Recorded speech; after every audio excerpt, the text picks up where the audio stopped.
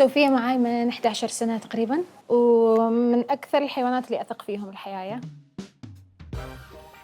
تعالوا خلوني أراويكم المكان اللي أنا أشتغل فيه. المكان طبعاً هذا أنا وايد أحبه وأنا بنيته من 2011. وهذه بنتي كادي طبعاً دايماً معاي في الشغل هني تساعدني.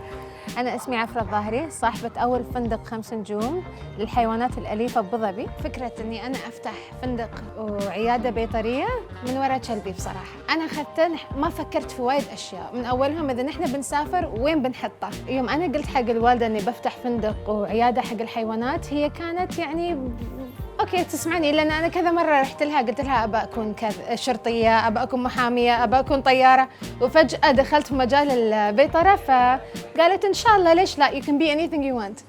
فبعد سنتين فتحت المكان. اوكي دخلت من غيري وبنرويكم كلابها هي.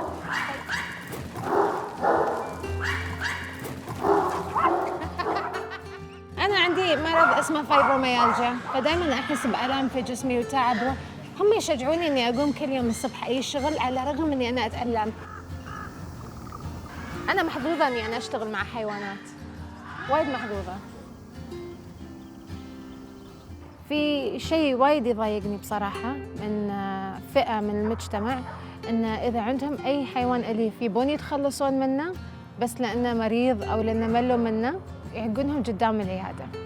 تعرف إن الحيوانات بعضهم يدخلون في اكتئاب نفسي وياخذون أدوية اكتئاب أحياناً يوم أصحابهم يتخلون عنهم. والله العظيم لك طاول الكلاب نفس الشيء. يعني في كلاب، يعني أنا اهتميت في كلاب ناس تخلوا عنهم.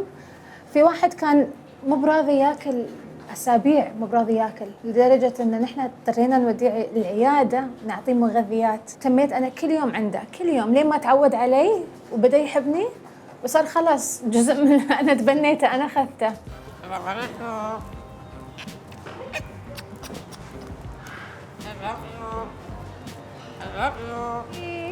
هاي حبيبي، السلام عليكم. شو أخبارك؟ خير؟ عدوسة شطور.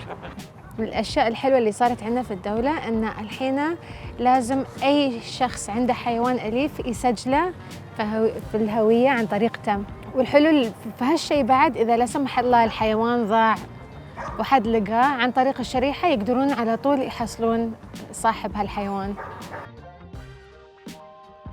للأشخاص اللي مو بقد المسؤولية في تربية الحيوان، بليز لا تجيبون أي حيوان، لا تتبنون أي حيوان. إذا أنتم تحبون الحيوانات تقدرون تروحون أي مركز لرعاية الحيوان، العبوا معاهم فترة معينة، طلعوا طاقتكم.